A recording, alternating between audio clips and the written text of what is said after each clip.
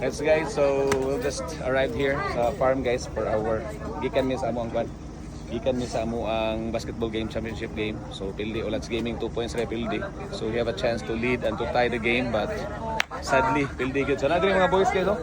Oy pakak hoy. Pakak championship. Tara. Pildi basta ka pakitir mi. Unsa torre.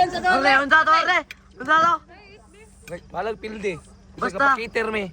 Di ka dugdugog ko. Dong, kunin sa lamisa. Okay, one. New member. Meron din new member din. So, we have here. Arlichon.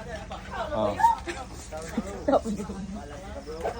Bro, what do you want to eat? New members, guys. New members sa Team Mighty Warriors. Ito number 1 ganahan ay. Moni, malas Moni kadag ka na. pildi. Moni kadag pildi.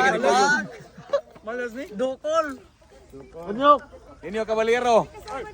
Shout out. Ulats Gaming. Let's gaming na Ninyo Cabalero, guys. Shout out ta, balag pilde basta nagpakiter ni. Limang gano. Tara, Superman.